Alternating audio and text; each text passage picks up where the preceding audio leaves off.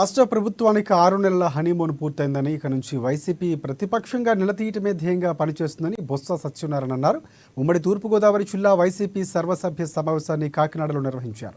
కాకినాడ జిల్లా అధ్యక్షుడు కన్నబాబు అధ్యక్షతన జరిగిన ఈ సమావేశానికి ముఖ్య అతిథిగా గోదావరి జిల్లాల పార్టీ కోఆర్డినేటర్ మాజీ మంత్రి ఎమ్మెల్సీ బొత్స సత్యనారాయణ ముఖ్య నాయకులు హాజరయ్యారు.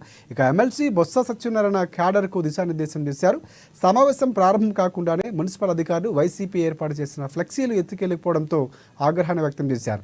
ప్రభుత్వం కక్ష సాధింపు చర్యలకు పాల్పడుతుందని మండిపడ్డారు బొత్స. ఈ రోజు ఈ కార్యక్రమానికి మరొకసారి ఆ విషయాన్ని అంతటి కూడా మీకు విశ్లేషిస్తా.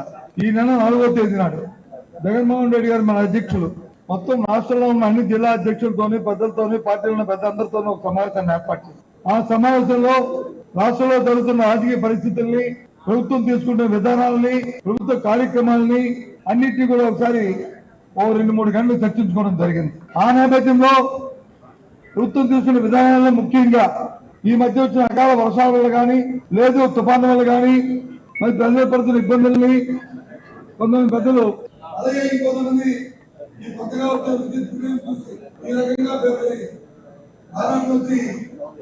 సామాన్య ప్రజల మీద వేస్తున్నారు. ఈ రకమైన కార్యక్రమం జరుగుతుంది రాష్ట్రంలో అనే విషయాన్ని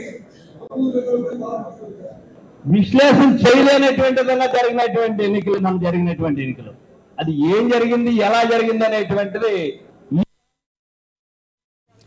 భద్రా